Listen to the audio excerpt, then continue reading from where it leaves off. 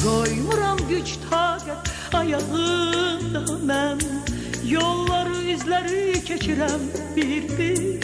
Yatmaq istəyirəm yatağımda mən. Bu sevgi başımda davam eyləyir. Qoymuram güc taqət ayağımda mən. Yolları, izləri keçirəm bir-bir. Yatmaq istəyirəm yatağımda mən. Bu sevgi başımda davam eyləyir. Xəyalım axtarır gəzir hər zaman. Gözlərim dikilir zülmətə hər an.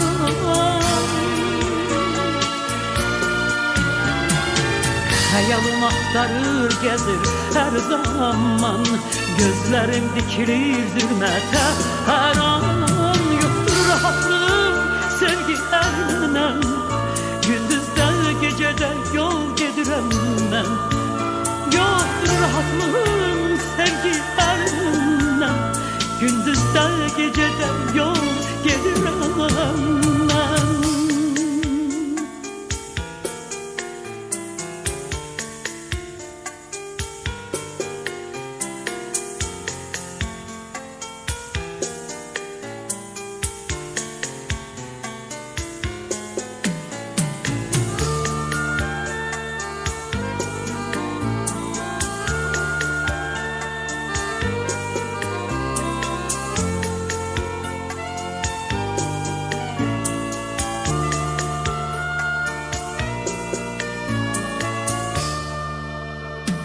Gecenin qoynunda arlıq incitək.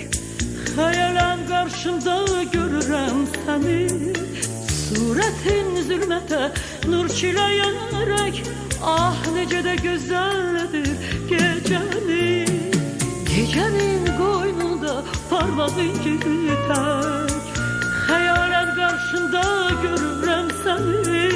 Surətin zülmətə nur çiləyərək. Ah necə də gözəldir gecəni. Xəyalım axtarır gəzir hər zaman. Gözlərim dikilir zülmətə hər an.